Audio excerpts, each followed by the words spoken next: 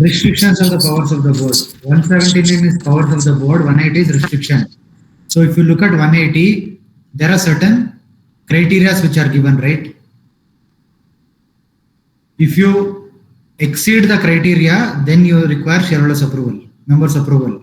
Otherwise, it shall be exercised by the board of directors only. Likewise, the section will clearly specify whether members approval is required or not. That is why this general meeting is very important. Without members approval, you cannot say that the resolution is passed, because board approval is only subjective, as I said, because further you need shareholders approval. You're able to understand, right? So two kind of meetings: annual general meeting, extraordinary general meeting. Right? AGM mandatory to discuss ordinary business. If you want special business, you can take it up, not a problem. But AGMs are called for to discuss ordinary business only.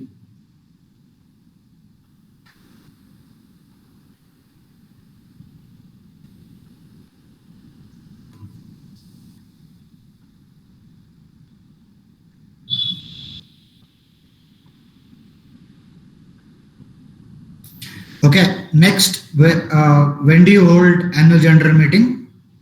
You hold annual general meeting within 6 months from the end of financial year.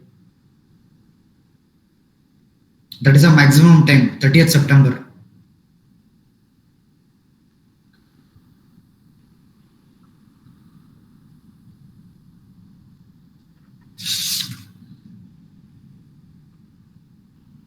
So every company needs to hold annual general meeting before 30th September. It's a must. So before these agenda items are proposed to the shareholders, take an example: adoption of accounts, or a declaration of dividend, or retire by rotation, or your appointment of auditors. All this agenda item will be discussed at the board meeting prior to the AGM. It will be approved by the board of directors and recommended to shareholders for the approval.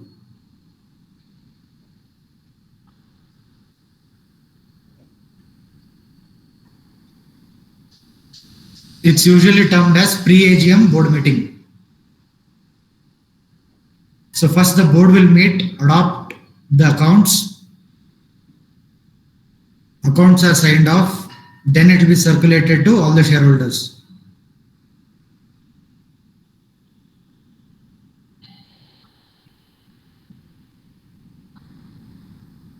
If you are holding any shares of any listed company, then you would receive this annual report. This annual report contains all things: your financial statements, your board's report, your corporate governance report, your MD&A as per LODR. You're able to understand, right?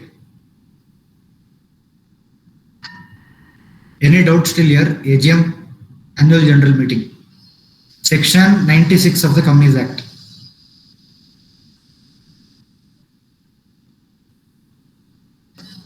So what are the things discussed in pre-AGM, sir?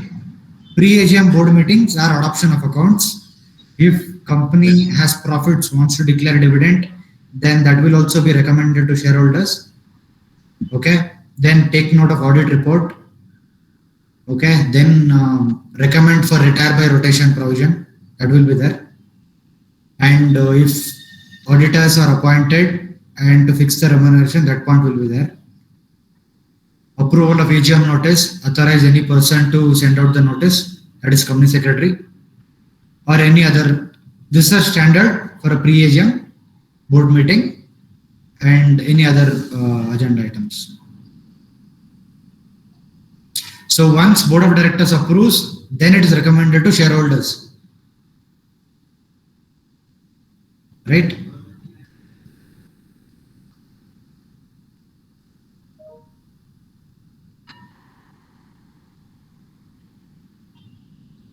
Now take an example. Companies accounts are not yet prepared. Right? Still audit is pending. In that case, you may seek extension of ROC for further 3 months period. That is, your due date can be extended till 31st December, 3 months. But as per the Act, within 6 months, you need to hold the AGM. In exceptional circumstances, you may apply to ROC in form GNL1. Then ROC will give you extension on the merit of the case. Not necessarily will give you 3 months. It may be 1 month, 2 months, or 3 months. But maximum allowed is 3 months only. In any case, even after with the permission, it cannot go beyond 3 months. That is general 6 months plus 3 months, total 9 months. Your AGM cannot go beyond this 9 months. It will be violation of the law.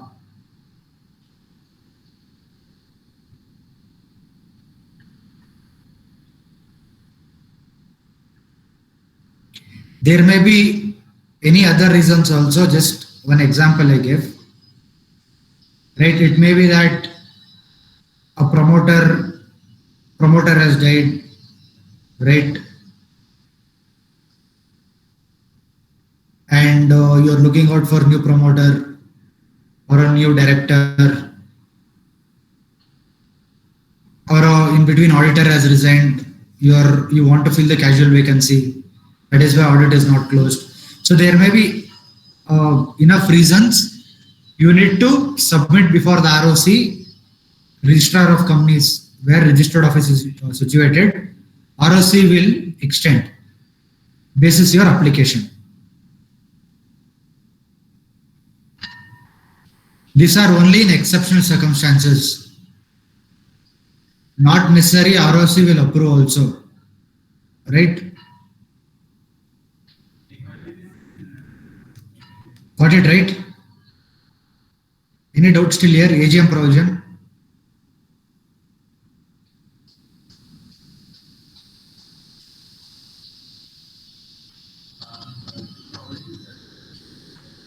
Okay, take an example. Company is newly incorporated in 2022.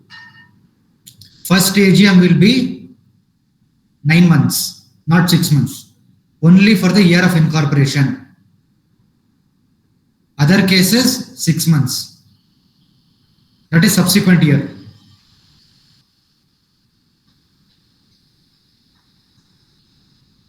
Take an example, I got incorporated in this month, September.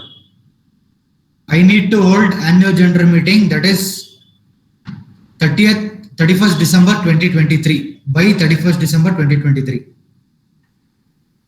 You're able to understand, right? Because 31st/3/2023, my books of accounts gets closed. Within that period, 9 months. Only in case of first year of incorporation, first AGM. Subsequent AGMs within 6 months. However, yeah, Kushal, tell me. 6 months from year end or book close? That is 31st March, whatever year. That is when your books are closed. Okay, but year end is March. Yeah. Year end is March, but books are closed on December. So within December 31st, from 6 months before, you have to hold. No. Your books are getting closed on 31st/3. 31st/3 only always. Unless you change your financial year. Financial year is always from 1st April to 31st March. Yes. Within next 9 months, you need to hold for newly incorporated company. Otherwise, within 6 months, that is September. Okay, sir. No, if the company is incorporated in the month of January. In that case, as per the financial year definition, your accounts get closed on 31st/3 the next year. Suppose please remember, if the company is incorporated. Next year. Suppose the company is opening in the month of January 2023. In the month of January 2023, then it needs to close books of accounts as on 31st/3/2024. It will 2024. hold, yes, it will hold AGM on 31st/12/2024. Okay. Reason being, Okay. financial year definition says so. Whenever a company is incorporated in the month of January, February, and March, you have an option to close the books of accounts in the subsequent year. Okay. Okay. Got it right? So Suppose, it will definitely get that 9 months time to hold the first AGM. correct. First AGM is always 9 months, maximum time. Okay. Voluntarily, you can Okay. do it before that, not a problem. But law is providing Yeah. 9 months. Subsequently, it is only 6 months. Right. Suppose, example, Okay. company is incorporated in the month of December. What is the financial year end? 31st March. The subsequent year, right? That is the immediate year. Take an example, company is incorporated in the month of December 29th, 2022. What is the books financial year end? 31st March 2020. Which year? March 2023. 2023. If it is incorporated in the month of Jan, Feb, March, then subsequent year you have an option. So it will be 2024 next year. Correct, correct. Because the financial year definition says so. Okay.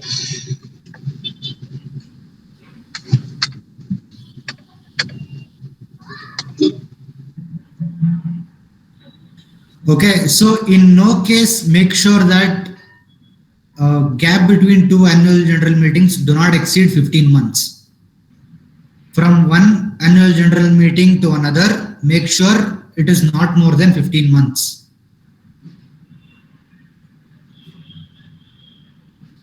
Suppose company is holding annual general meeting, say 30th April. What is the due date for the next subsequent AGM?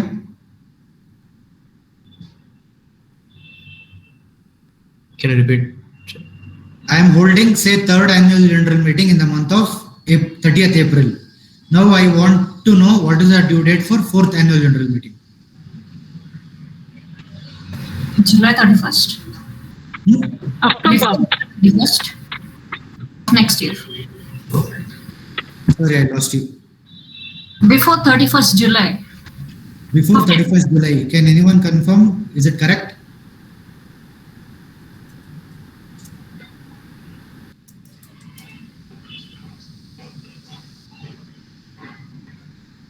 Yes or no? 31st July.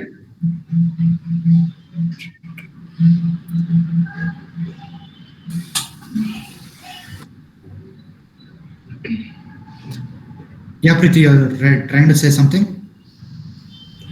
What should be the gap? I didn't get that. 15 months. 15 months. Okay. Between two annual general meetings, it cannot exceed 15 months. So, in the given case, it cannot go beyond July 30th, 31st July. Because otherwise, it will exceed 15 months, right?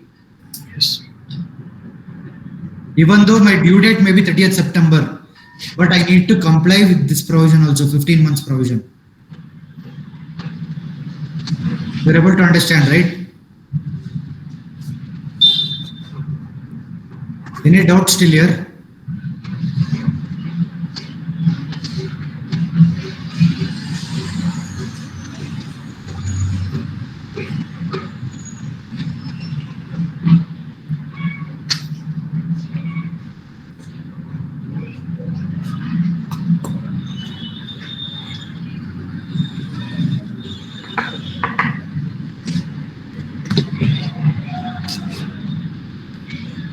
Yeah, any doubts?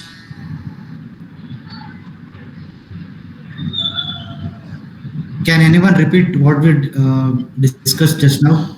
The entire section 96.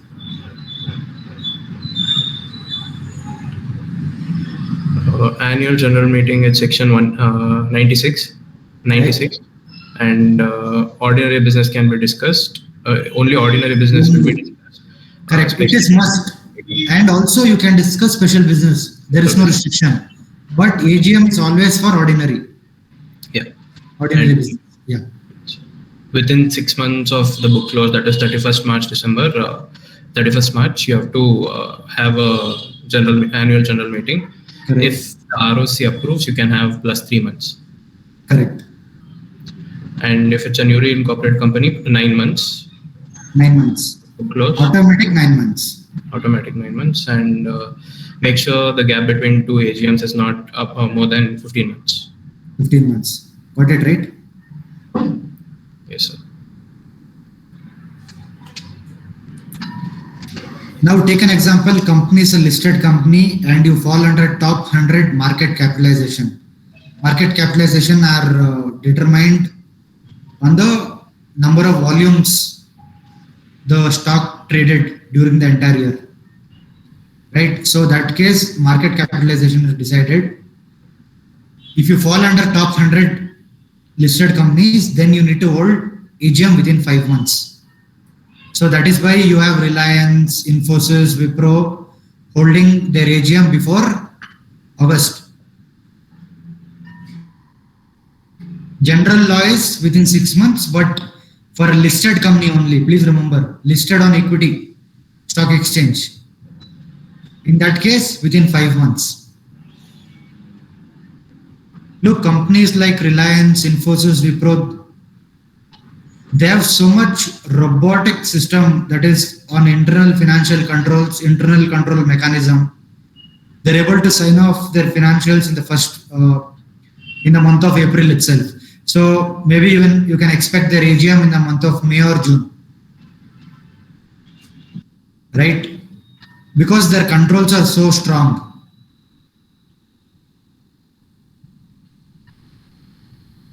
You're able to understand, right? For a listed company with market cap of top 100 within 5 months, other cases within 6 months.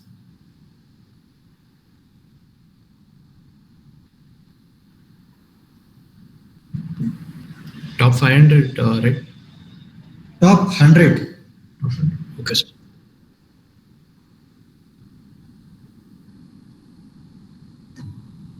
If you're referring to the old book, it has amended top 100.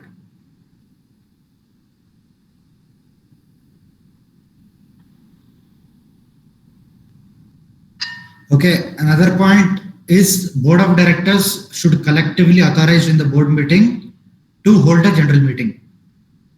Please remember, it is board of directors call, collective majority. You remember we discussed anybody can call for a board meeting, that is any director can call for a board meeting, right? Here individually any director cannot call for a general meeting. General meetings are always collective decisions of the board of directors. All the directors have to approve. That is, your majority directors have to approve. Then only you can call for a general meeting. Individual director, unlike a board meeting, he cannot summon a general meeting. It is collective decisions of the board of directors.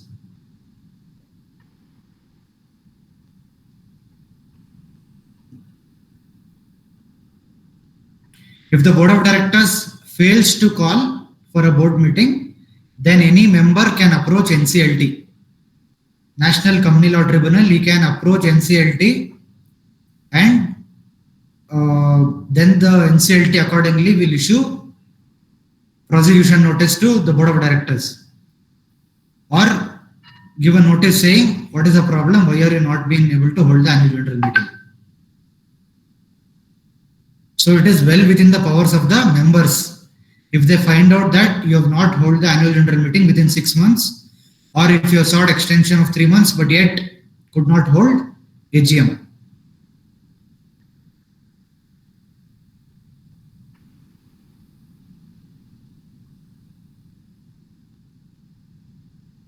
Got it right?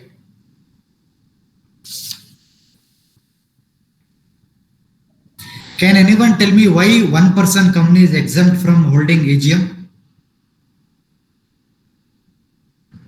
Only Because one person company is having the one director and as well as the one member, sir. So Partially correct. Is only one member. Director can be 15 or plus. Exactly. Only one member. Please remember, director can be 15. But member is only one. With only one member, what will you do the AGM? It is always written resolution. The member will come and sign off. Yes, the meeting has taken place. OPC. But wherever private company, public company, listed companies are there, minimum you need to establish quorum. That is for private company, minimum 2. 2 members should be present to validate. For a public company, we will see there are criterias.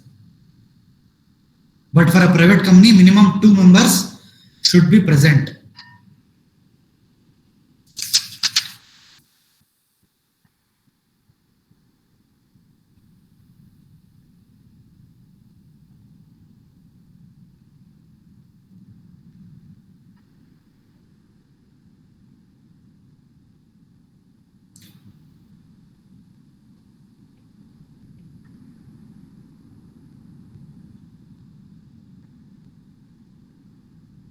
Got it right? Any doubts still here? Can a company hold 3 or 4 annual general meetings in a calendar year? Only one. Only one. Now suppose there are I have held the annual general meeting. Now there are certain agenda items which require shareholders approval. Can I convey AGM again? They'll go with TGM. EGM. Extraordinary general meeting. Please remember. EGM can be any number up to the board of directors to decide. But AGM is always once in a calendar year.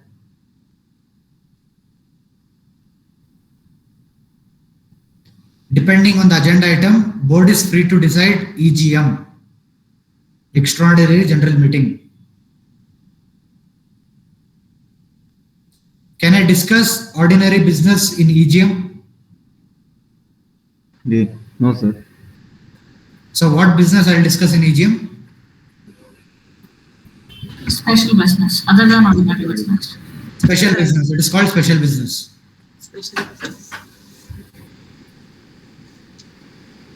Can I also discuss special business in my AGM? Yes. No restrictions. Please remember.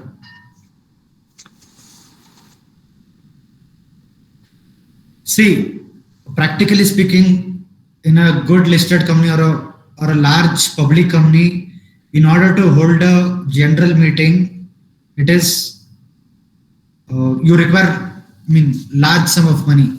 Take an example, listed company, right? If you want a AGM, I think about 30 to 50 lakhs every company will spend in a year, because you need to book the accommodation, like the good hotel wherein you have a large area, then foods, right? So there are a lot of things for annual general meeting, right? So cost will be pretty much that much, 30 lakhs to 50 lakhs. You look at companies, big companies like Tata's, they always hold in your Tata Group hotels only, your Taj hotels, right, or a Indian Hotel Limited, so those groups. So that is why it is not possible to convey frequent general meetings. For a listed company, what they do is they take up all such related in AGMs. Okay, for a listed company also you have something called as postal ballot, which I will tell you. Right, it is like circular resolution. Resolution by circular we discussed, right, for the board of directors. Without meeting, they just have to sign off.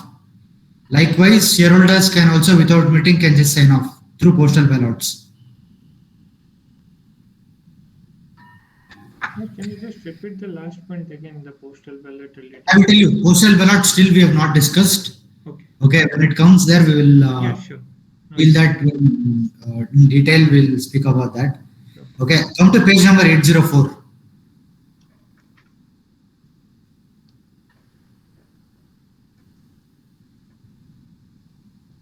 Siddharth, can you read this in the box which is given? Say a company incorporated on 10th December. Say a company was incorporated on 10th December 2018. Financial year of that company would end on 31st March 2019. In view of subsection 41 of section 2 of the Act, and therefore the last date for holding the first annual general meeting would be 31st December 2019. Okay, one minute. March So, 2019. do you agree with this? 10th December 2018 financial year. Yes. And then First Yes, or no? Yes, right? March, 9 months. I'm not getting others' consent. Only Chetna is Section 2 saying of the yes. Act and the last of the whole. Yes, sir.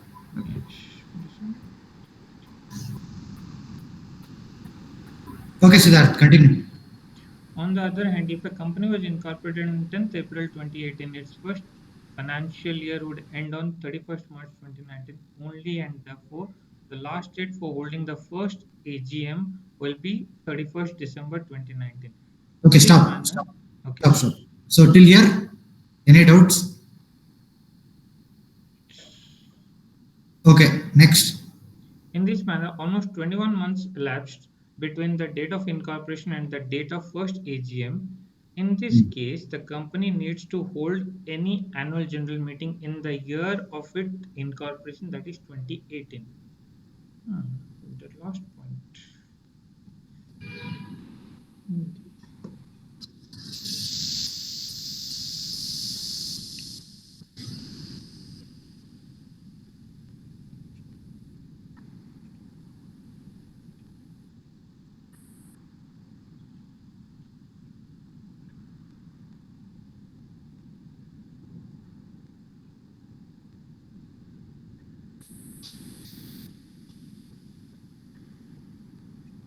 Okay, what about extension provision, extension of validity period of AGM?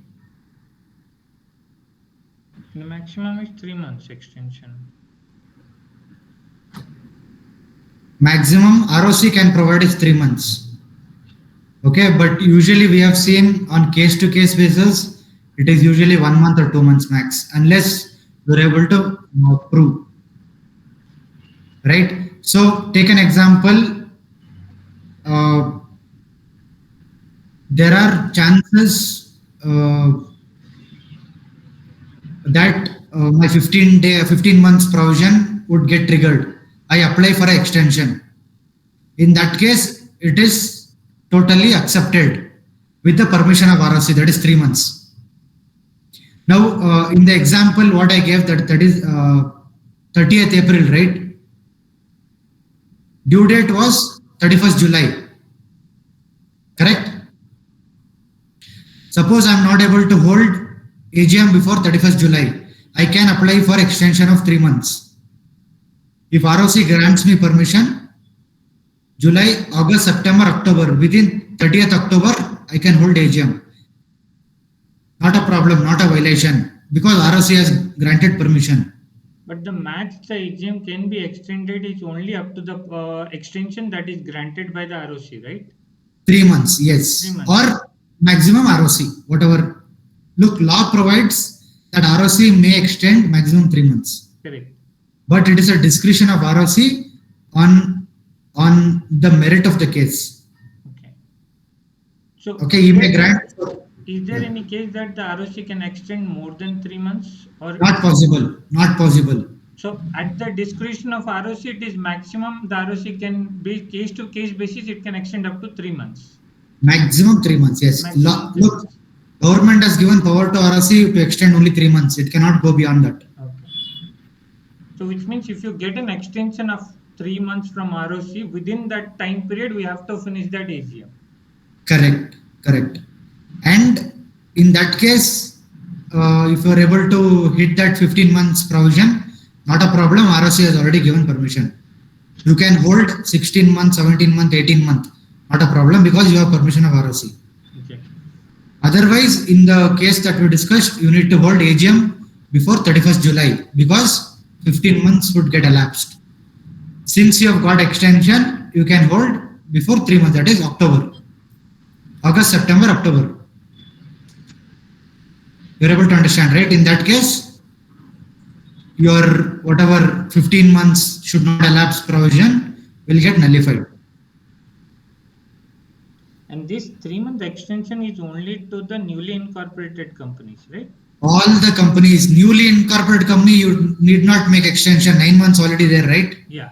Newly incorporated companies cannot make extension, cannot apply for extension because By in the default, law you've itself, got 9 months of time. correct. In the law itself, they have provided 9 months already.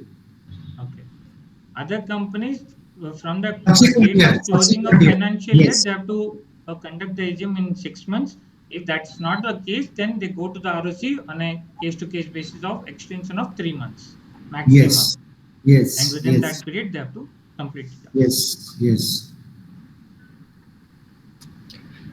Sir, it can extend that gap 15 months plus, right? If the ROC approves. Correct. Correct. Yes. Test your knowledge. Can you just read out the question and answer? Yeah. Question is the gap between two AGM can never exceed 15 months. Okay, 1 minute. Before reading out this, what do you think?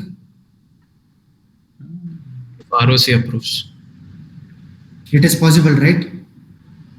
So general rule is it cannot exceed, but however, if you sought ROC's approval, Then it can exceed 15 months. yeah, you can read out Sidharth. According to Section 96, Subsection 1 of the Companies Act 2013, gap of not more than 15 months shall elapse between the date of one annual general meeting of the company and that of the next year. According to third proviso to Section 96(1), the registrar may, for any special reason, extend the time within which any annual general meeting other than the first AGM shall be held by a period of not exceeding 3 months. The company may apply to the registrar for extension for holding AGM, justifying it as a special reason. The registrar may, after considering it as a special reason, extend the time within which an AGM shall be held, which shall be a period not exceeding 3 months. You're able to understand, right? Yeah. Between the two, it is 15, and if it is after the approval of registrar, Look. it can be extended up to 18 months. Yeah. At the max. 96. Okay, so now which days are you going to hold AGM, right? The law says that is not a national holiday. Correct. So other than those days, you can hold. But however, the law also uses the word business hours. What business hours usually means the working days, right? Yes. So which means Monday to Friday. Any day, Monday to Friday, you need to hold your AGM. That is not a national holiday. Between 9 a.m. to 6 p.m. Please remember the time. Okay.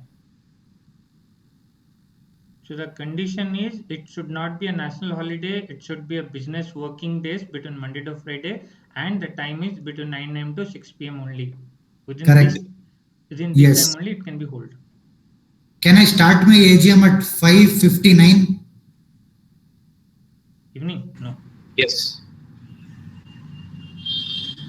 Yes or no? Logic answer I want. Think and answer.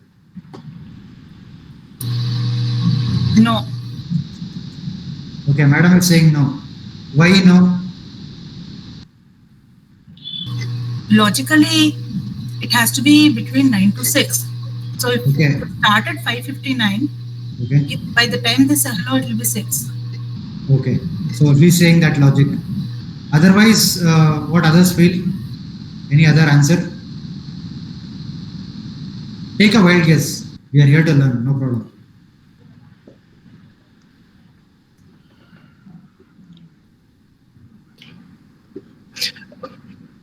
Like, because it will extend after this also, right? So it will not be possible, I guess. Okay. But Any according, other- you can go with it also. It's like two options. Confusing. Sorry? Two options are also there, sir. According to law, it's permissible, but if it starts, no, all the major decisions would have to be taken after the business hours. Okay. So it's again contravening the act. Okay. Okay. Any other thoughts? Who feels it is possible? Because I feel it is possible. Anyone with me?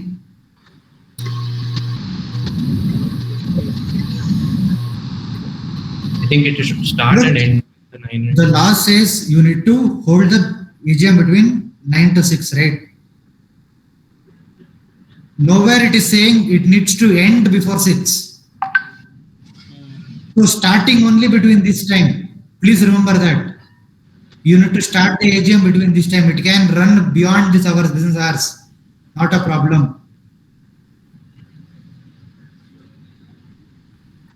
The time got tricked actually. This is the starting time actually. Exactly. You need to start before this time, 9 to 6. But This there is is no like- ending time. There This is no is ending. like, yeah. This is like starting a puja. We should not do it in the Rahu Kal. So before the Rahu Kal ends, if it starts at 10, 9:59, if we start the puja, that it can be extended. Yeah. Nice example.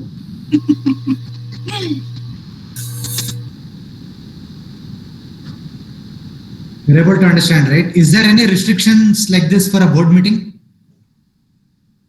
No restriction. No, sir. Board meeting can be held at board meeting can be held at even at the national holiday also, but the urgent meetings cannot be held actually. Okay, but practically what we discussed, that companies should not hold board meetings on a national holiday. Yes. Hmm. Why is that? Business hours, all the people will not be there or equipment or something. Yeah. So you need support staff, right, to Good stuff. convey a board meeting. So that is why you generally don't want to have on these days. What about place of board meeting? It should be registered office. It can take place at any sir. Board meeting, I'm saying. Place of board meeting. Within India. Within India. It can take it any place actually. Board Any place. Sorry, board meeting.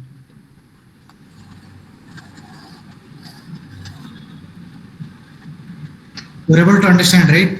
Board meetings, there is no requirement to hold in a particular place. Okay, what if the AOA says all board meetings should be held at Bangalore only? Is it allowed? Allowed. Stricter. Right, your articles is enforcing some strict requirements. In that case, you need to follow your articles of association. You're able to understand, right? But for annual general meeting, make sure you hold it at the registered office of the company or any place that is within your local limits of city, town, village. Manoj, once again, Siddharth, Deepthi is trying to join. She's telling nobody is letting in. No, I haven't got any prompt. Where is Just, it? It's open. I've told her to just Yeah. join off. It doesn't come. Okay. But tell her to join the old link. I'll. Yeah. Okay. Okay. Yeah, carry on, Manoj. Yeah. For annual general meeting, make sure you convey the AGM at the registered office of the company or the town, village, city. Take an example. I am located in, my office, registered office is located in Kormangala. Take an example. I need to hold my AGM at the registered office of the company where that is Kormangala.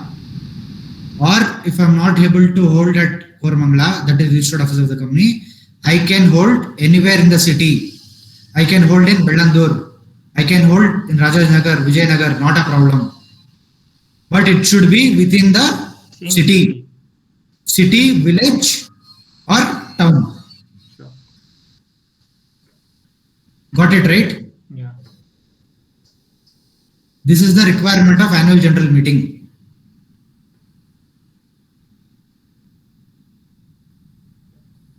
If I'm having registered office in Bangalore, can I hold my AGM in Mumbai?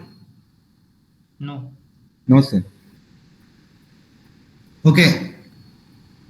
I'm having registered office in Majestic. I want to hold AGM in airport. Bangalore airport.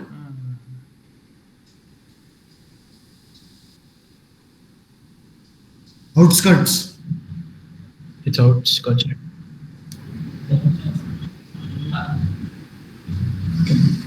Cannot hold. Within, it's not within the city.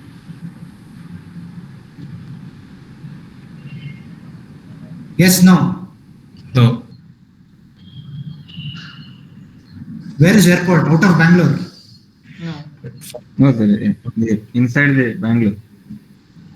Within city, right? It is city only, right? Yes. Bangalore city, you call it Bangalore city only, right? Airport Yes. also. Yes, sir.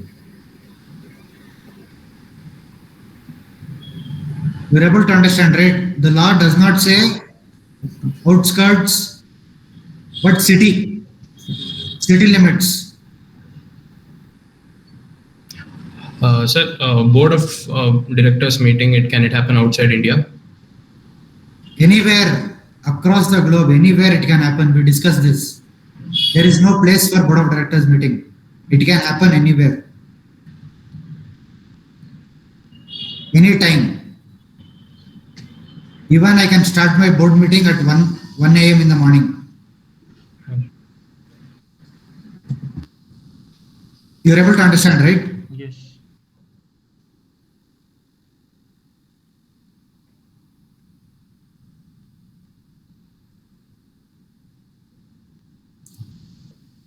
What is a national holiday?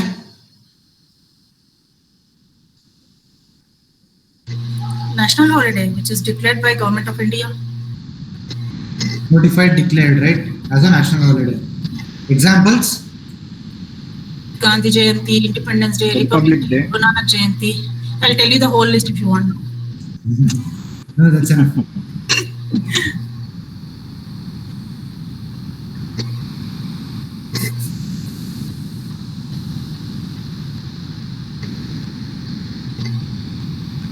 Okay, now we will look at exception. When you can hold outside the registered office of the company, outside your city limits, outside your town limits. This is applicable for unlisted companies.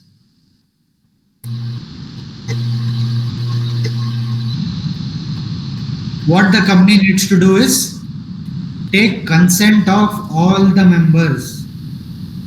If there are 100 members, all the 100 members should approve that the registered office is in Bangalore. I want to hold my AGM in Mumbai. In that case, it is possible. This is only allowed for unlisted companies. Listed company, you need to comply with your registered office of the company or within the local limit, city, town, village.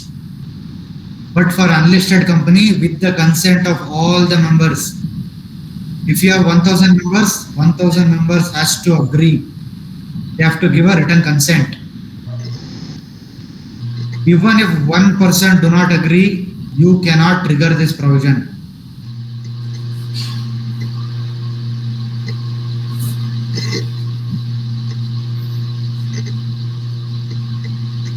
You're able to understand, right? Make sure you get 100% consent. Hold the AGM anywhere in India. I cannot hold the AGM outside India. Please remember, even with consent, the law says only in India. If the members are agreeing, you are allowed to hold your annual general meeting anywhere in India.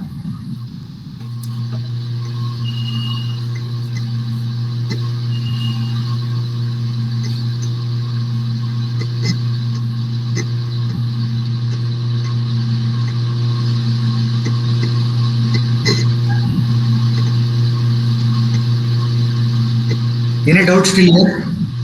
What are unlisted companies? Which are those? Which do not have their shares listed on any recognized stock exchange. Got it right? Sir, in India, like any definition like GST will come like 12 nautical miles. No, nothing is there. Land of India. Anywhere in India. Don't go anywhere near Sri Lanka. Or towards China or Nepal.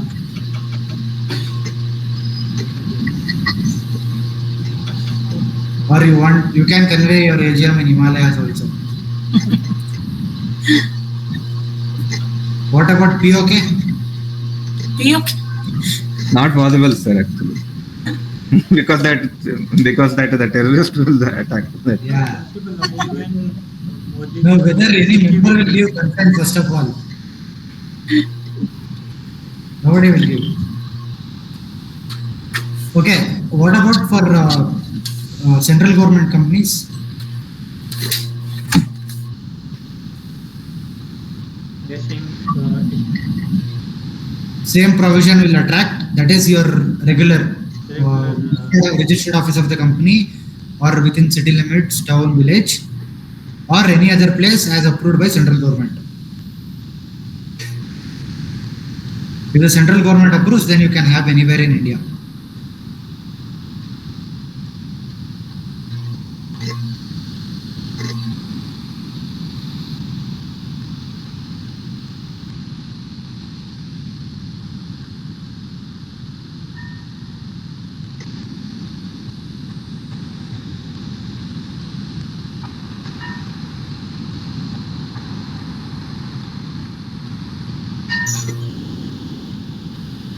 Okay, come to page number 805.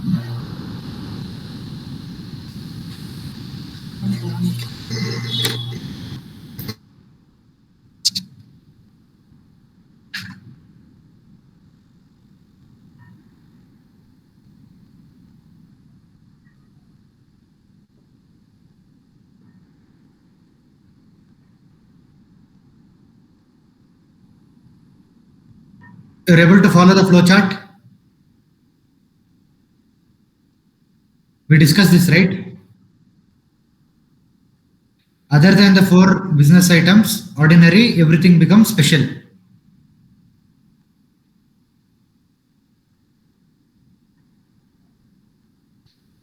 Now please remember, there is another important thing called explanatory statement. In my notice to shareholders, other than 4 ordinary business, if I'm dealing special business, or in the EGM I'm taking special business, I need to explain through the explanatory statement why I am taking this agenda item, so that the members are able to understand the intention, they're able to make decision accordingly. It is called explanatory statement, section 102.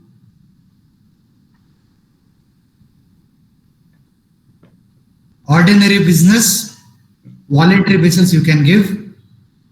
It is not in compliance, that it is not mandatory you need to publish this for ordinary business. However, for special business, it is mandatory to provide explanatory statement.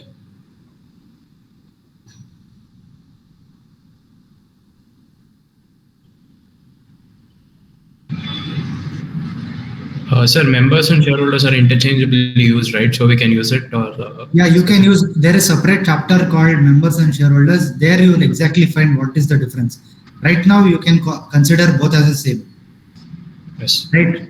So, there I will detailedly tell you. See, members are those whose names is registered in register of members, ROM. Right. Suppose you have been given shares, name is entered in register of members. You transfer your shares to, say, Sidharth. Still, it has not come to the approval of the board of directors. You have not submitted the application to me. Right. However, in my records, you are member. But for the purpose, Sidharth is a shareholder. His name is not yet entered in the register of members. Who will exercise the vote? Member will exercise the vote. Because in the records of the book, you are the member.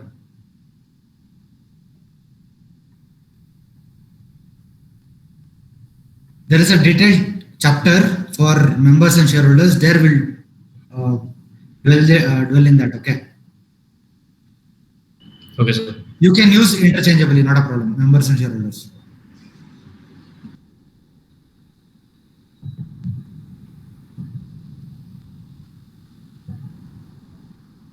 And also in the explanatory statement at the last, you need to make a statement that if any of your directors, KMP relatives are related to this resolution, whether they're deriving any benefit out of this transaction.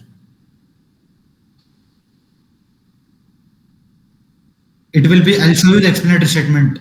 It is forming part of your notice. They need to confirm that none of the directors or KMP relatives are interested in the resolution. So that the member needs to know whether any director KMP are benefiting by this resolution. So that they can make accordingly, take decisions accordingly.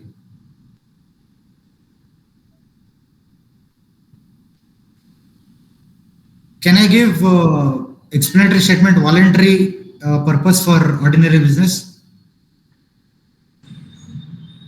Can be given. Can be given, right? Is it mandatory though? No. Only for special business. For all EGM items, explanatory statement should be given.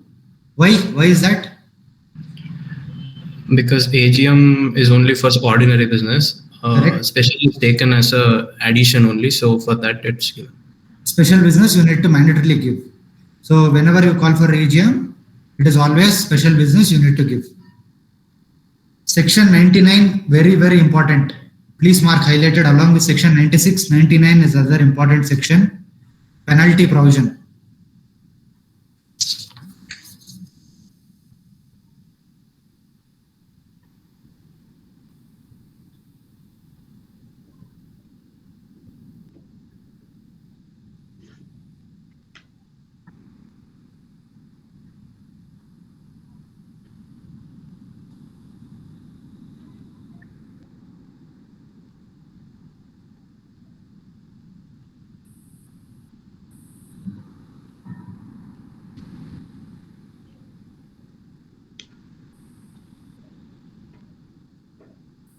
What is the quorum required for private company for annual general meeting or for a general meeting?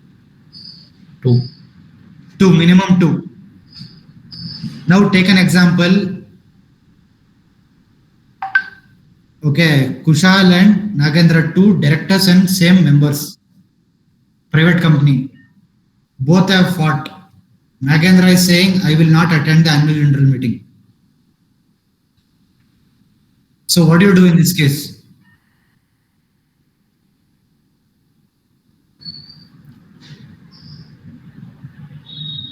It should be 2 people should be present.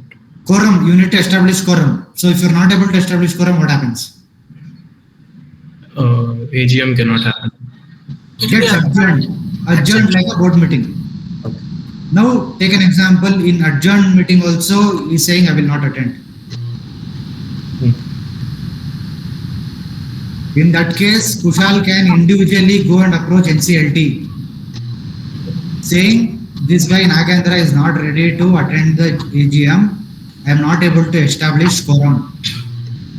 In that case, NCLT may give special permission that one member can also act for the purpose of quorum. Only if NCLT gives permission on special cases, please remember. Otherwise, minimum 2 is required for private company.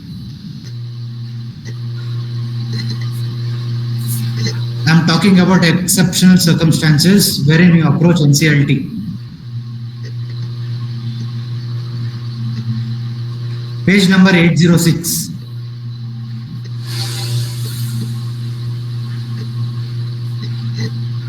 Section 89. Sorry, 97 of the Companies Act. 97.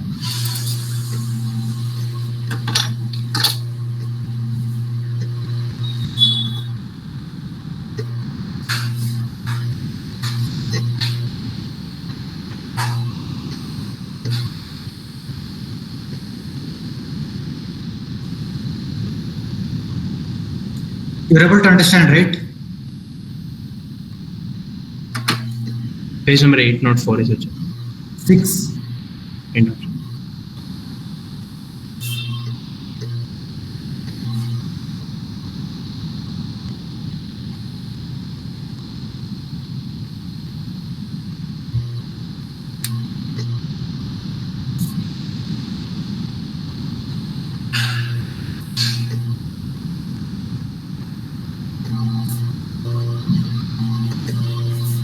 Any doubts still here?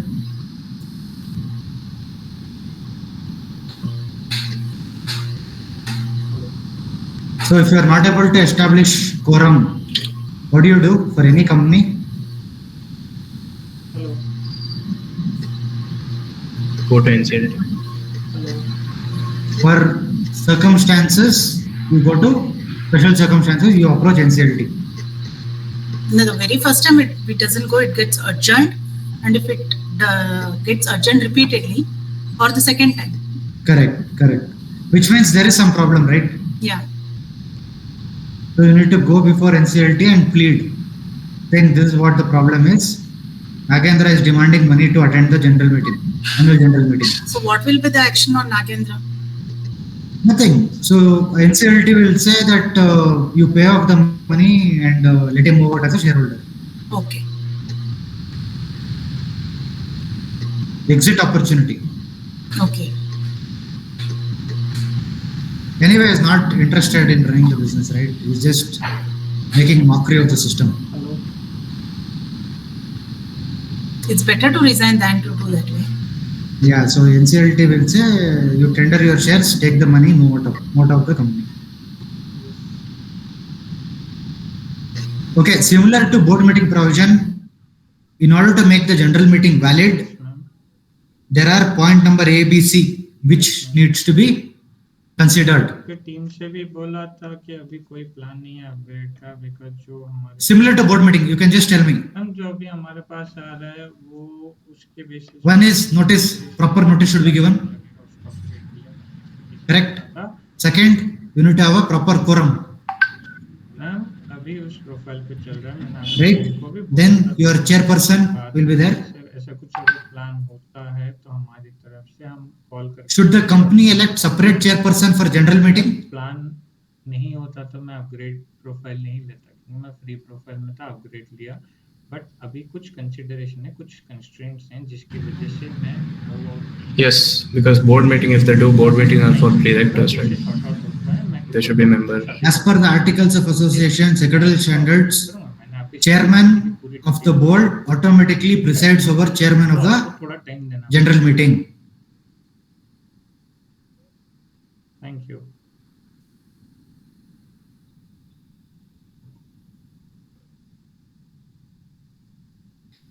Take an example that chairman is not present on a AGM, annual general meeting. Then board of directors among themselves will elect one chairman, and accordingly that chairman will proceed with AGM.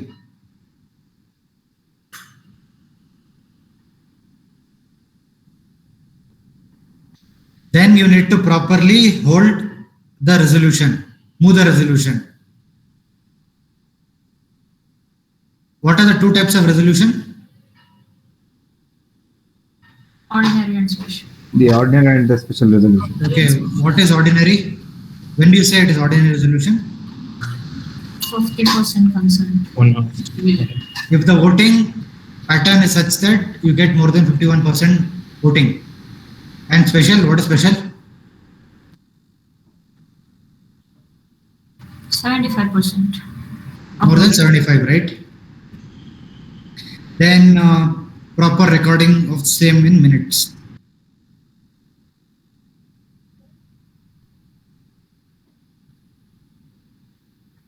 Unlike for a board meeting provision, here there is no provision for circulation to the members. Like in the board meeting, once that is done, you circulate for comments of the directors, right? Here there is no such provision. Company secretary will maintain the minutes of general meeting. That's all. Circulation to directors also not required for general meeting. It is only for a board meeting that is required. General meeting, whatever transaction that happened, company secretary will record. That's all.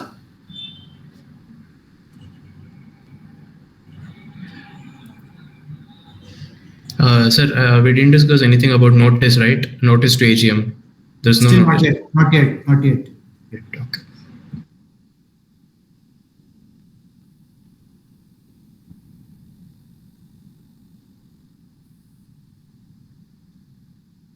So now you know how to make the meeting valid, right? Without this, you cannot consider as meeting as valid. Now look at this EGM provision, section 100, very, very important. AGM 96, EGM 100.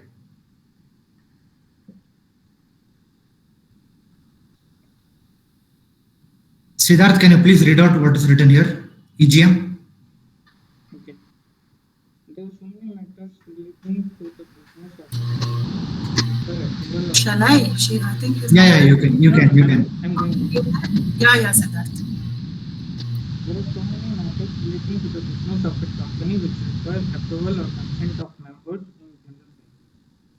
It is not always possible for consideration of such matters to wait until the next annual general meeting. The Articles of Association of the company makes provisions for convening general meeting other than the AGM. All general meetings other than AGMs are called extraordinary general meetings.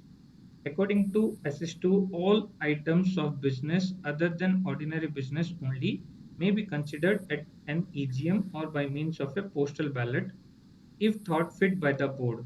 This means that all the transactions dealt upon in an EGM shall be special business. You're able to understand, right? Yes.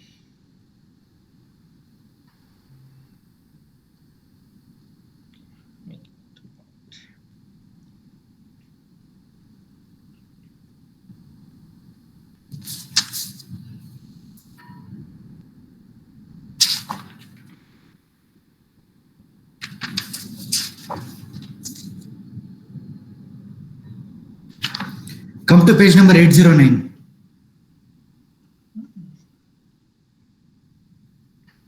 Which page number, Manoj? 809.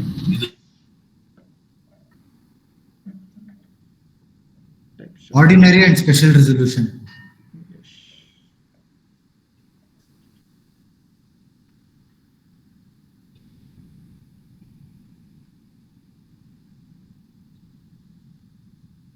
Is there any similar concept of ordinary special resolution in board meetings? No. Physical VC and circulation. What do you call there for board meetings? Requisite majority. Requisite majority or unanimous or rejected. Not requisite majority. So you don't get requisite majority, it gets defeated. You get requisite majority or unanimously you get consent of all the directors. Right? There is no concept of ordinary resolution, special resolution for a board meeting.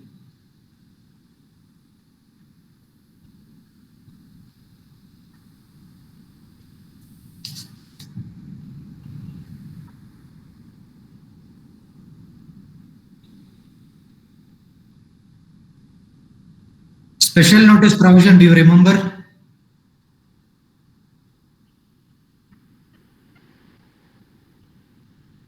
Yes. Special notice. Yes. Plus 2 days extra. No. 115. Correct. What is it? What is special notice? Who can issue that?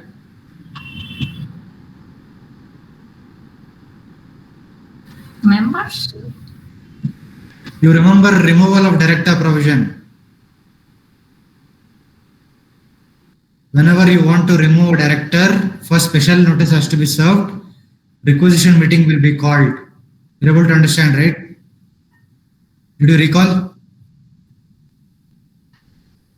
Your special notice also goes for removal of auditor before expiry of his term.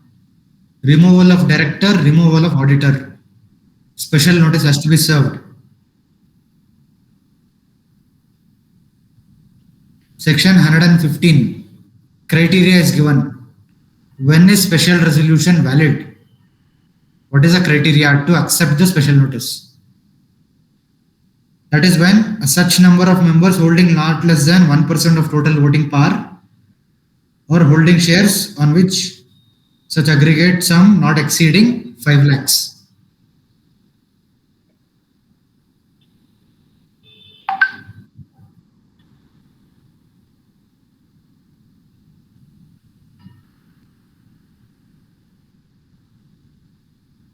Special notice should be signed by members, sent to registered office of the company within 14 days.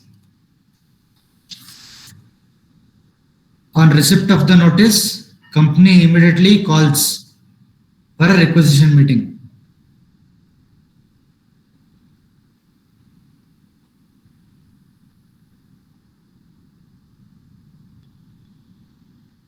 If practically not possible to call for a requisition meeting, then you make newspaper advertisement.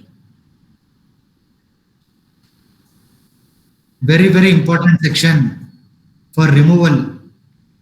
Removal starts with special notice. Removal of director and auditor. If the required number, whatever is mentioned here, that is 1% or 5 lakhs, if they do not fulfill this, then those guys are not eligible to move the special notice. Hence, removal at first place, it is not possible.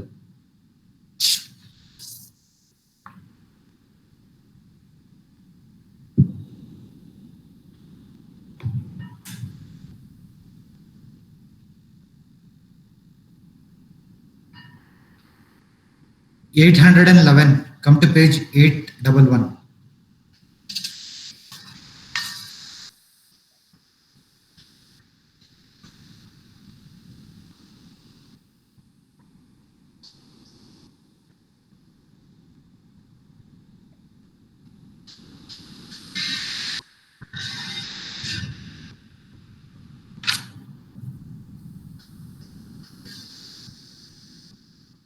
You're able to see this ordinary special resolution requiring special notice.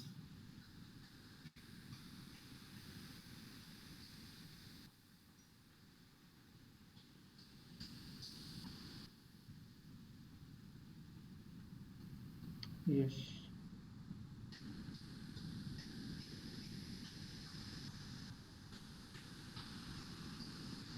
Now please remember, all special resolution needs to be filed in form MGT 14.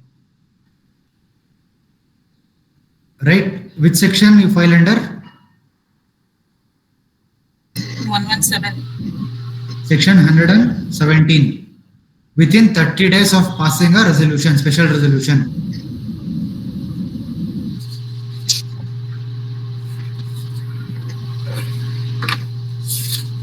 Come to page number 812. Test your knowledge. 812. Siddharth, you can read out the question. At a general meeting of a company, a matter was to be passed by a special resolution. Out of 40 members present, 20 voted in favor of the resolution, 5 voted against it, and 5 votes were found invalid. The remaining 10 members abstained from voting. The chairman of the meeting declared the resolution as passed. With reference to the provisions of the Companies Act 2013, examine the validity of the chairman's declaration.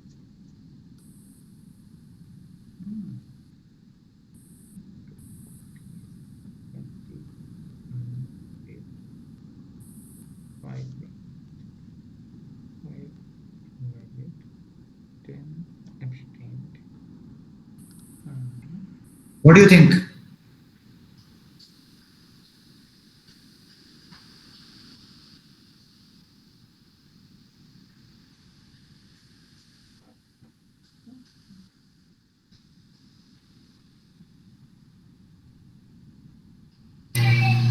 It's 50% voting.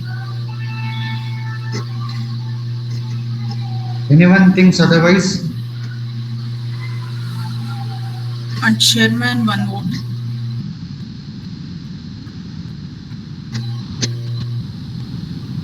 Yes, sir. So I think so. It should be counted. 25 have voted. Only 25 people have voted. Anyone agree with Kushal's view? Yeah, 25 voted, 24 and 5 against. It should be passed. Look, go from backwards. Out of 40, 10 members did not participate. So the number falls down to 30. 30, From right? that, 5 became invalid. So the number fell Invalid. down. So it means they were first place not eligible to vote at all, or some discrepancies. Okay, It has gone. So from 30 it has gone to 25. correct. So out of 25, you see what is the voting that you have got. Yeah. So 20 has been in favor and 5 has been in against. Right? More than- You have more than 75% in favor, right? Yes. Right. Out of 25, 20 in favor. Yes.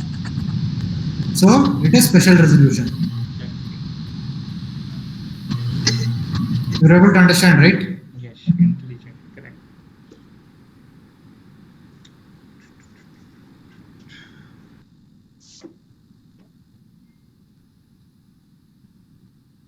And what is the quorum for voting? That's also there, is it? Quorum for voting. Like how many should vote or should be present, like that? Should be present, I will tell you. We spoke about minimum quorum for private company, right? Still public company we have not discussed, we'll discuss about that. Okay, sir. Any doubt still here?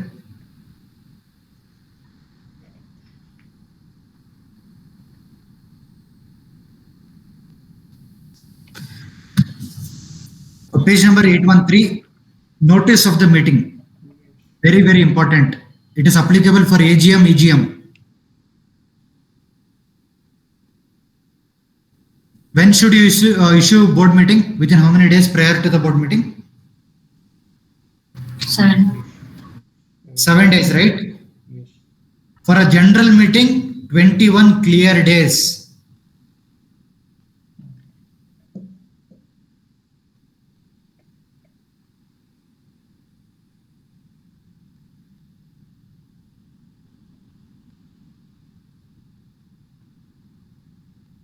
Which means date of sending of notice, date of the meeting exclude from 21 days. Date of dispatch, date of the meeting exclude from 21 days. Clear 21 days. What happens if I am sending through speed post? +2, same provision like board meeting. There 7 plus 2, total 9. Here 21 plus 2, 23. What happens if I want to send, say, less than 21 days? Consent of all the members. Consent. We will discuss how many members needs to give consent to send notice at shorter period. There in board meeting shorter notice, what was the provision?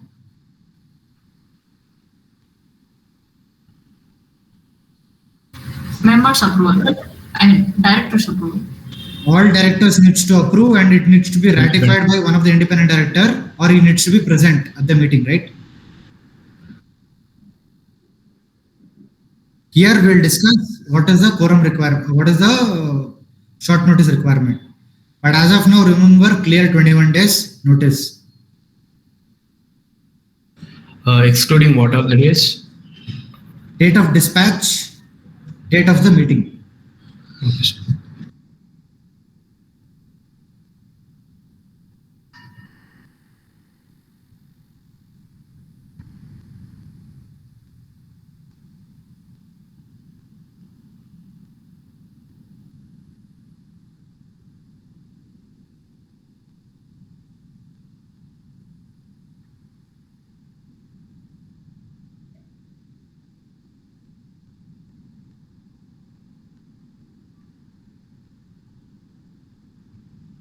Any doubts still here? Notice of general meeting.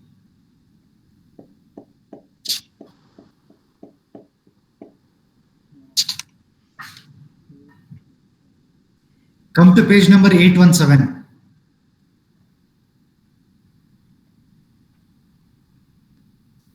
Person entitled to receive notice. Now that you have dispatched the notice, whom should the notice be given?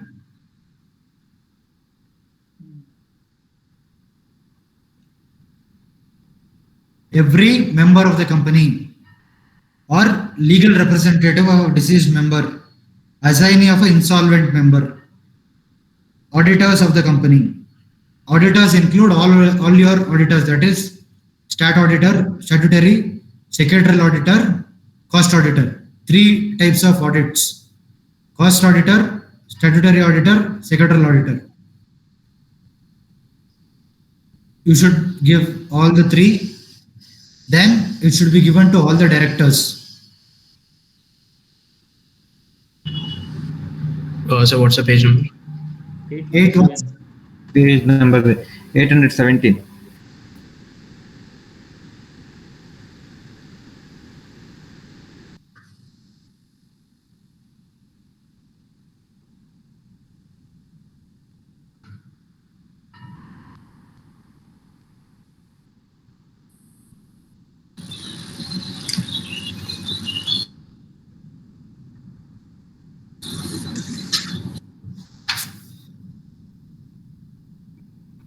Okay, similar we discussed about similar board meeting types wherein Nagendra is a shareholder. Now Chetan has dispatched this AGM notice at the request of the board. Nagendra is jumping that he's not received AGM notice. However, the address which Nagendra has given to the company at the time of subscription of shares, whatever the company maintains, is not been updated. In that case, doesn't mean that meeting will be invalidated. It is accidental. It is not on purpose. If you are purposely not giving to any of these A, B, C people, that is member, auditors or any directors, purposefully, then it may make the general meeting invalid. Whatever decisions that you take at the general meeting becomes invalid. However, if you are able to prove that no, this is only accidental. This was by mistake that I could not send notice to Nagendra. In that case, whatever decision that you take at the meeting can be held good. Got it right?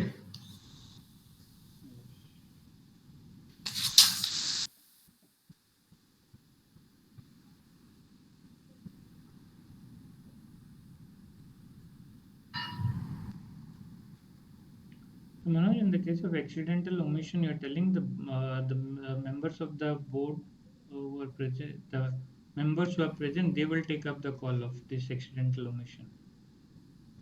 Correct. If meaning they will look at the genuinity of the case. Yeah. So whether it was purpose driven or whether it was by accident. Correct.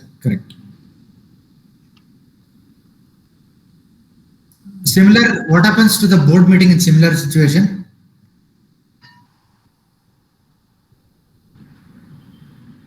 Board of directors had to give notice to Nagendra.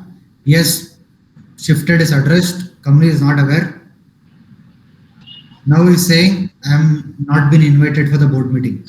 It's the default of the director. Right? He has failed to inform the company. You're able to understand, right? So notice provision within how many days? 21 days. 21 clear days. 21 clear days. There the law does not use the word 7 clear days in board meeting provision. Please remember. There it says not less than 7 days. But here they're using the word 21 clear days. Please understand the difference between clear days and not less than. What is clear days? Excluding days of dispatch and the meeting date. Yeah, please remember that.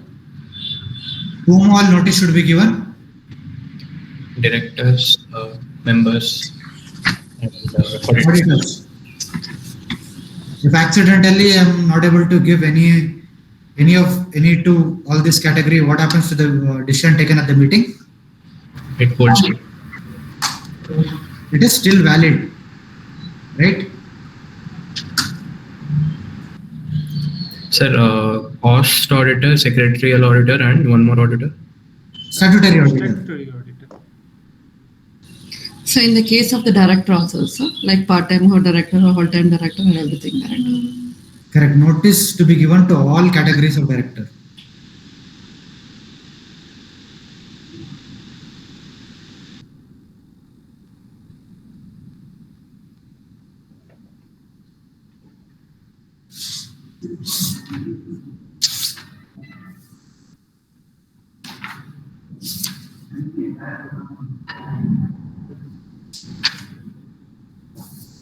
Who is entitled to receive board of directors meeting notice?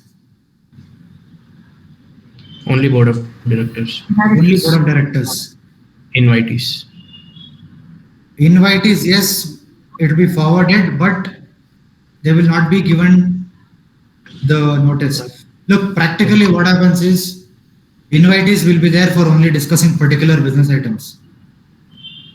Suppose you are a sales head, VP, vice president, right? You are coming in for only some particular agenda wherein your presentation is needed.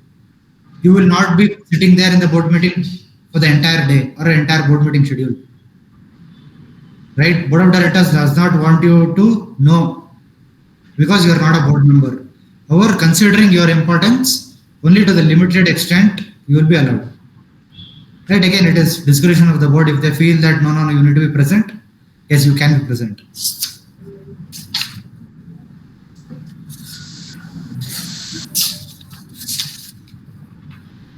Page number 814.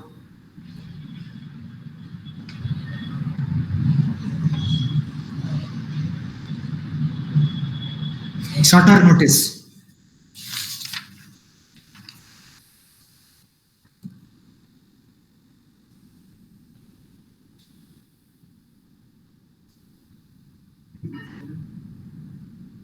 A general meeting may be called after giving shorter notice. Also, if consent is given in writing or electronic mode, not less than 95% members entitled to vote at such meeting.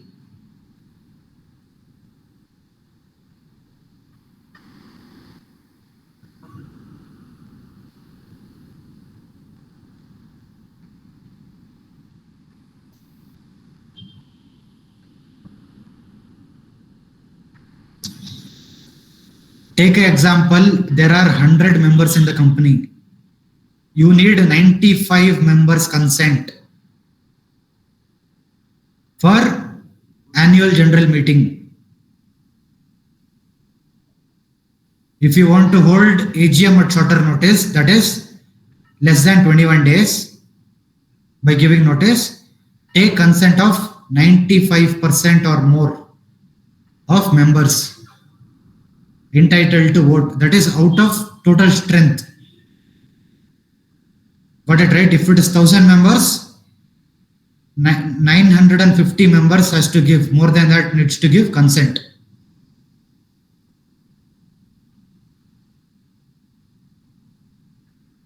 What about for AGM? That is other than AGM. Company having share capital is members entitled to vote who represent not less than 95% of the capital. Very, very important provision. The difference between shorter consent is this. In AGM, you need 95% of the members entitled to vote. In EGM, you should determine basis your capital. Out of 100, only 5 members may be holding more than what? 95% of the capital. So you just need 5 members consent because they are holding majority chunk of the capital. But for a AGM, 95% of the members entitled to vote. That is out of total strength. out of total strength, you need 95 members consent. For a EGM, shareholding. You're able to understand, right? In that case, your 95% members percent will not be applicable. So out of 100, if you're able to establish that only 10 members hold 95% or more of my capital, then you just need 10 members consent. Any doubts still here? Very, very important provision from exams point of view. Shorter notice.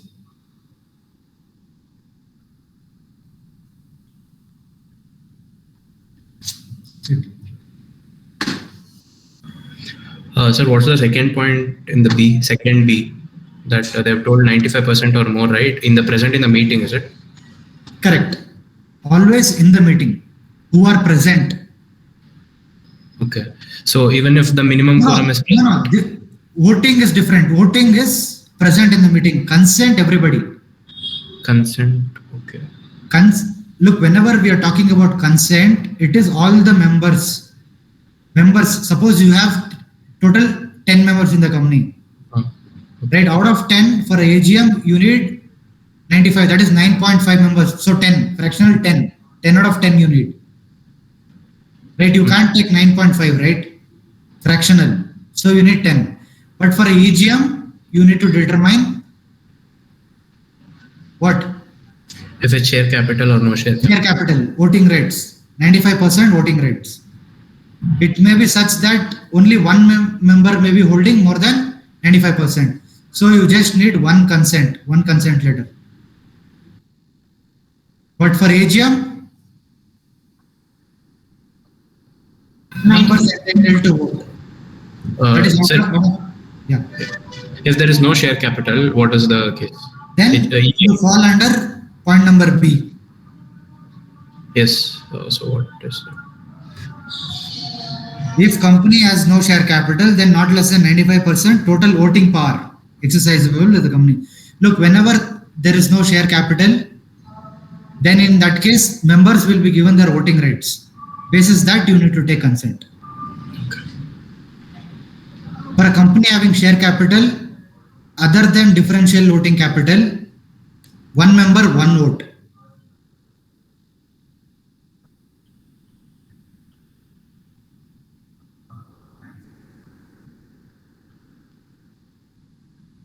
Please remember, company has share capital, it is always one member, one vote. Unless company has issued differential shares, differential voting rights. But for other than share capital, it will be given in their AOA. What is the voting pattern?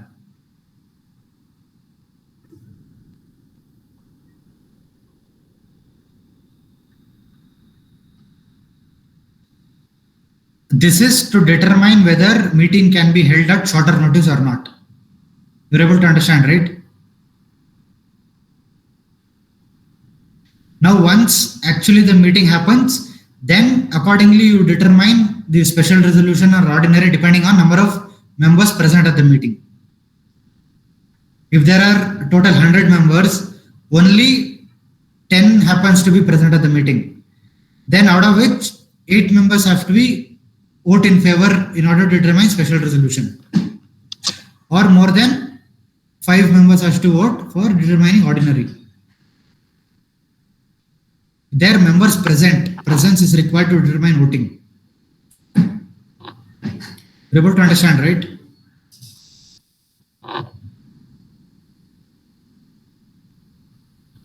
Market has very, very important shorter notice provision along with your notice.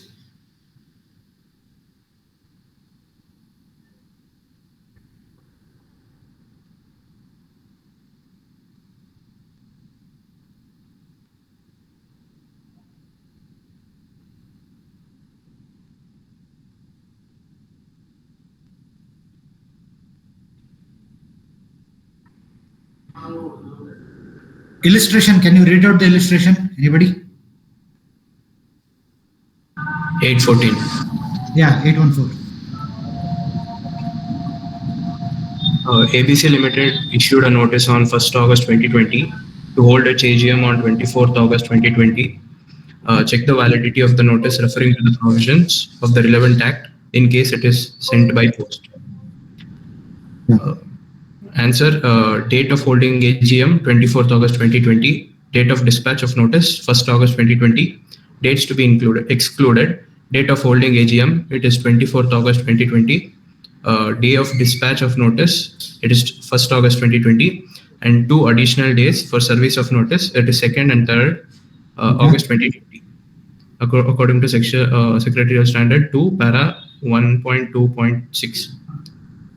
Number of days notice given, 20 days. Number of days notice required under section 101 of the Act is 21 days. Therefore, it is not a case of a valid notice. However, shortfall of 1 day can be condoned if consent is given for such a short notice by at least 95% of the members entitled to vote at such AGM. You're able to understand, right? Yes. Any doubts still here? You need to remember the number, shorter notice number, very, very important. Difference between AGM and AGM. What is the AGM shorter notice provision? AGM shorter notice provision.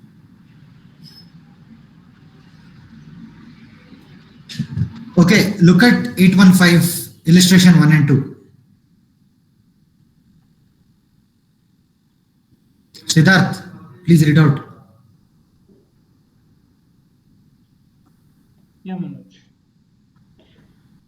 Illustration 1. Say a company XYZ Limited wishes to hold its general meeting at a certain notice immediately after the board meeting on same day, and the required consent from 95% of the members entitled to vote at the meeting is received before the time fixed for commencement of meeting. Although in such a case the consent of 95% members entitled to vote at the meeting is received, still the proxy requirements need to be complied with by the company. In other words, in the above case, the board meeting and general meeting can't be held on the same day. Look, there is something called as proxy, right? Which means I am a member, I am not able to be present at the meeting. I can give proxy to anyone else. Need not necessarily that person is a member of that company. It can be anyone outsider also. I can give a proxy form. That proxy form has to be submitted before 48 hours of the meeting at the registered office of the company. Say example, 30th is the meeting, 30th September. I need to submit proxy form today to the company.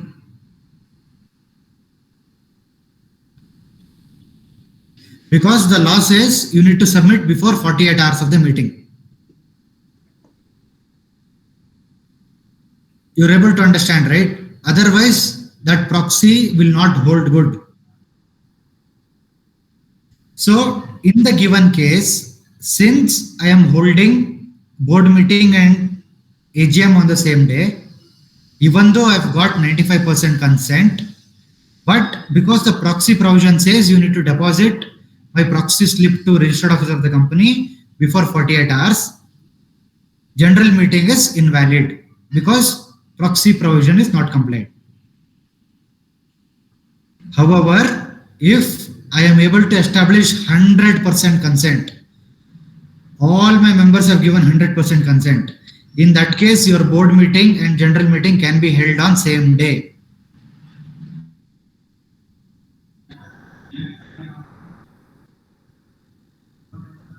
Any doubts? No, can you just repeat the last point once again? Yes. The law says in order to hold the shorter notice, you need to take for a AGM 95% of the members entitled to vote, right?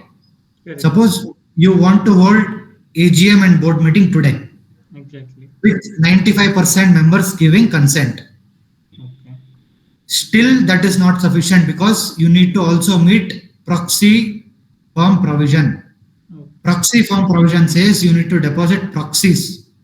Suppose any member is not able to be personally present at the meeting, he can authorize anyone else to attend the meeting. In that case, that proxy form needs to be submitted before 48 hours in the registered office of the company. Okay. Since that is not complied, I cannot hold AGM on the same day as a board meeting. Okay. Because once my board meeting is done, then only the board gives the authorization to call for a general meeting, right? Exactly. Collectively, board has to authorize. Yes. Now take an example. I've got 95% consent. My board meeting was yesterday. I want to hold annual general meeting on 30th September. Is it possible?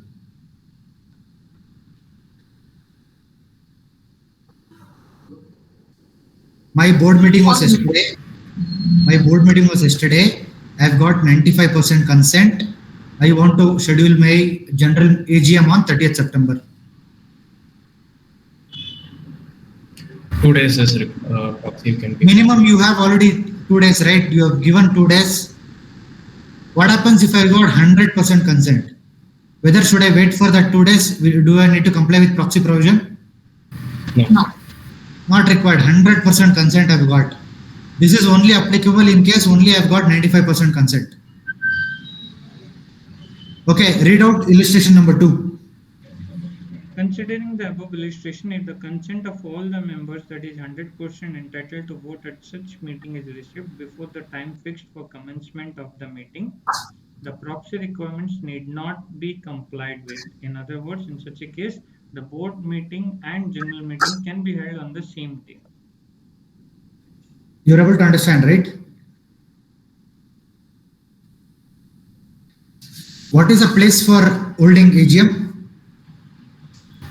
Registered office or local units of city. For unlisted company? With the consent of the majority of the members, they can. All the members, no majority. All the members. They can hold. There. Sir, one doubt. In proxy, if there is no proxy present, they can hold, is it? Every members are coming, so there is no proxy sheet only given. If you're, look, as per, I will tell you what goes in your, the notice format. Okay, in your notice format, you have attendance sheet, you have proxy form, you have landmark where the meeting is held. You need to direct shareholders where exactly is the meeting, like a location map. Right? So along with your notice, explanatory statement, attendance sheet, your proxy form, that is your MGT, it's called MGT 11, and your landmark, you will give it in your notice, entire set. In that MGT 11, since I'm giving to the member can nominate any other person saying, I'm holding this many shares, this is my folio number, I will authorize Kushal to attend the meeting on behalf of me. But that should be delivered to the company before 48 hours of the meeting. If that is not delivered, then it is not considered valid proxy. Then Sidharth himself needs to be present in order to vote. He cannot authorize anyone because valid proxy has not been delivered to the company. You're able to understand, right? Yes, sir.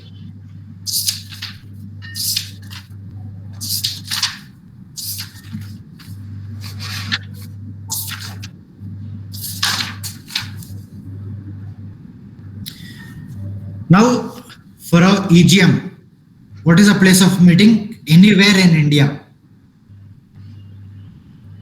Anywhere in India you want EGM, you can hold.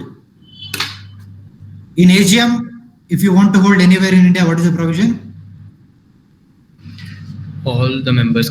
All the members need to give consent, but for EGM, that consent is not required.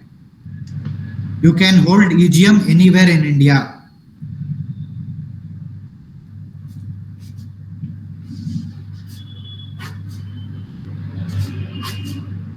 Now take an example. Holding company is in Singapore, right? What is a holding company? More than 51% of the shares. Controlling more than 51% of your voting rights or composition of the board of directors, right? What is WOS? Only one subsidiary? 100%. All the shares. 100% including your beneficial holding. In that circumstances, if any company which is situated outside India having controlling in Indian company, in that case EGM can be held outside India only in WOS category. Page number 807.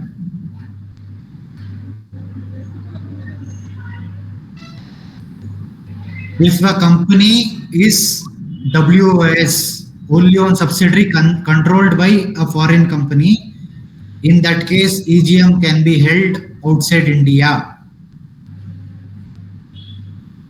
Only in WOS case it needs to be controlled by outside India. If I have an Indian company having WOS, I cannot hold EGM outside India. You're able to understand, right?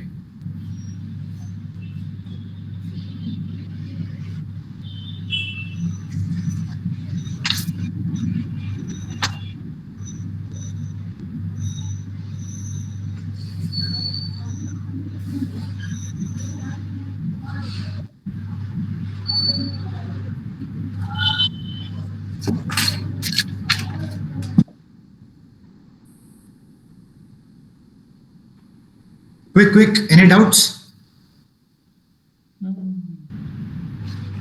Can you repeat what are the contents given in the notice, like you told proxy? We'll discuss. Right? One is your resolutions. Yeah. Second, your explanatory statement. Third, attendance sheet. Fourth, proxy form. Fifth, landmark, route map. These are standard notice format.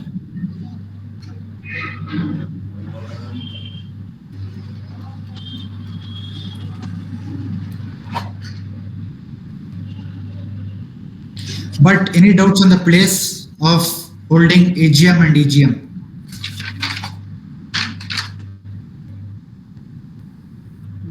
Okay, sit back and differentiate.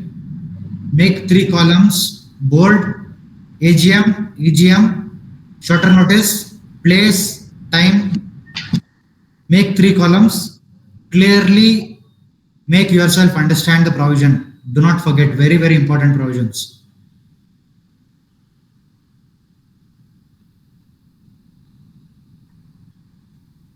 No doubts, right?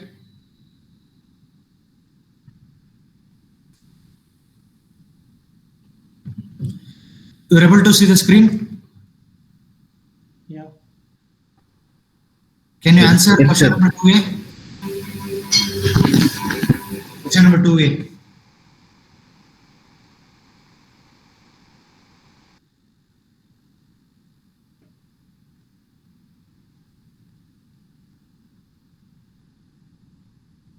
Penalty. What is the penalty provision? Which section? Section 99. 99. Section 99 of the Tones Act will apply. Yes.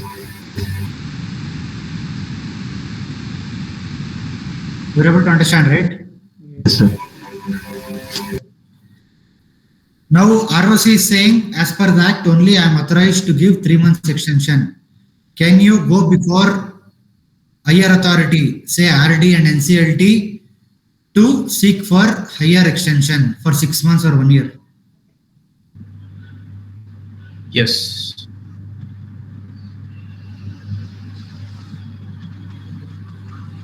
Who says, who's in favor of yes and who's in favor of no? Higher authority you can go.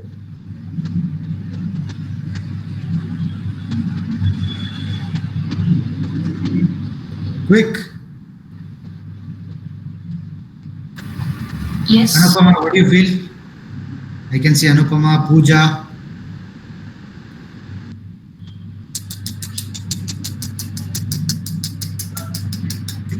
Yes or no? Yes. Nagendra, what do you feel? No, sir, actually. Why no? Because the ROC because it is said that because the meeting can be held in within the 9 months, they are saying. So ROC cannot give the extension of the 3 months, sir, actually. No, no. My question is, the law says 3 months. ROC is saying I have power for only 3 months. Now, can a company approach higher authority, say RD or NCLT, to seek for a higher extension, say 6 months or 1 year?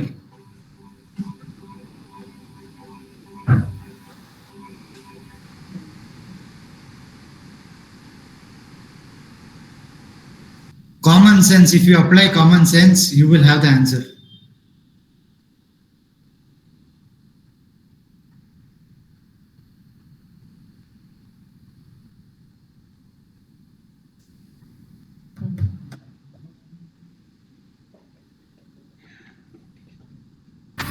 We should have one AGM each year.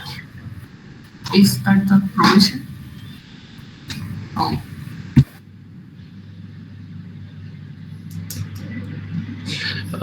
Violating Companies Act, right? So you cannot do it as a. Look, your Companies Act is allowing only for 3 months. Doesn't matter, you go to Supreme Court of India. You have to what? Amend your Companies Act only. You're able to understand, right? Which means you need to go before the parliament to change the act, what is mentioned in the act.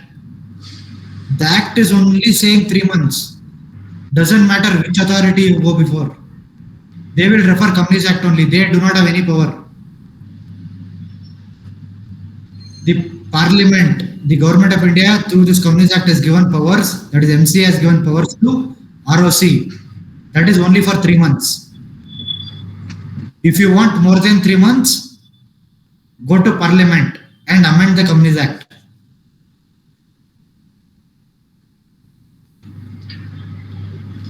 Sir, doubt.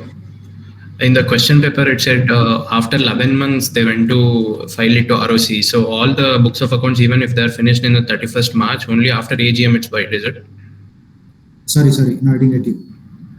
Even like all the books of accounts are closed and compiled on 31st March. Correct. Only after AGM is it filed to ROC.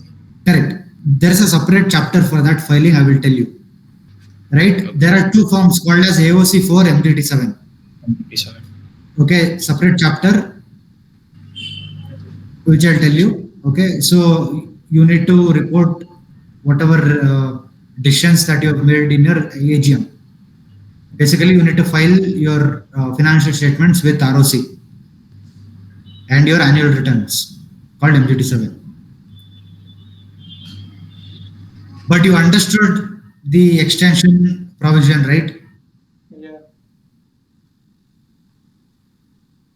Basic we discussed. Next, we'll go one step ahead, next class.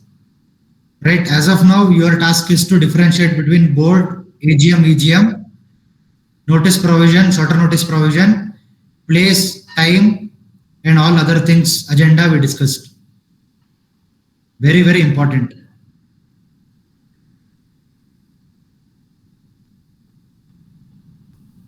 You're able to understand, right? Yes. Okay, any doubts still here before we wind up? Look, from an exam's point of view, bare minimum 1 4 marks question. I'm saying minimum. So this chapter is utmost important. Very easy chapter. You just need to remember certain things.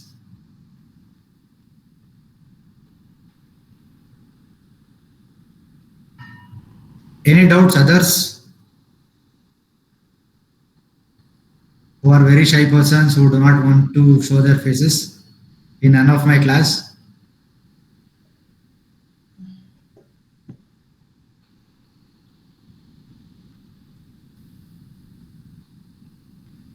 Okay, before we wind up, any doubts on any topic till now we discussed? Look, if you have revised, you would have got. Sir, means general meeting of a company, they are saying the clear cut notice should be given not less than the 21 days. Means it is, why sir actually like that? Can anyone explain why 21 days notice?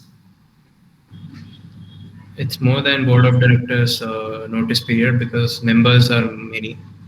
It can be even foreigners. So like that, maybe. Look, for a shareholder to make decision to understand agenda item, he requires some time, right? He is a layman. You are a company secretary or some professional who is educated will understand even if you are doing meeting at shorter notice. Yes, sir. Right? For a normal person, think from a normal person's point of view, he needs sufficient time to understand what is the agenda item. He needs sufficient time to go through the entire notice to make himself understand and to vote. That is why sufficient time is given. Okay. I think 21 days or 23 clear days is sufficient for anyone to understand. Okay. But if you yourself are saying it's okay, I am ready to, I accept for conveyance of meeting through shorter notice, then yourself only agreeing through written notice, then not a problem.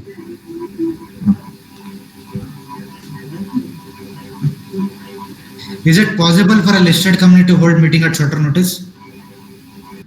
No, Why? they have to comply with the general rules. That is 21 days, no short notice.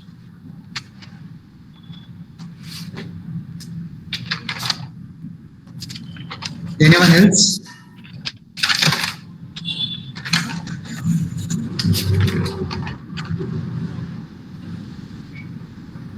Did we exclude listed companies out of shorter notice provision?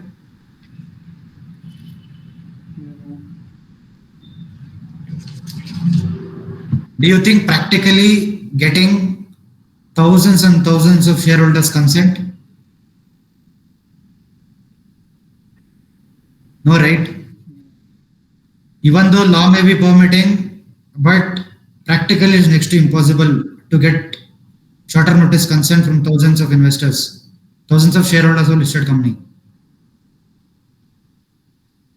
You're able to understand, right? Look, even if you have 100 members, going to each of them and getting approaching 95 people to give their consent for a AGM, it is some task.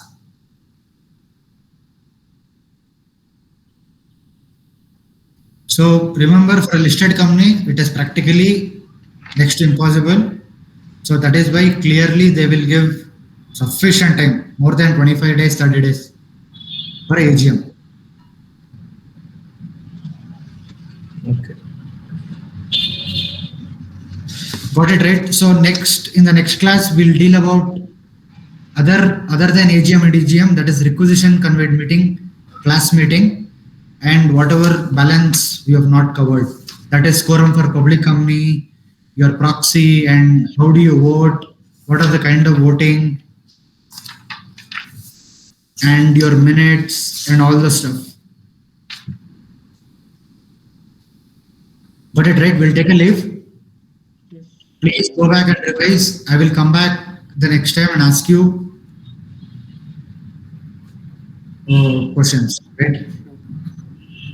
As I said, please make 3 columns today. Go back, bold, AGM, EGM. Okay? Okay then. Bye-bye. See you on Monday. Thank you. Thank you, sir. Okay. Thank you, sir.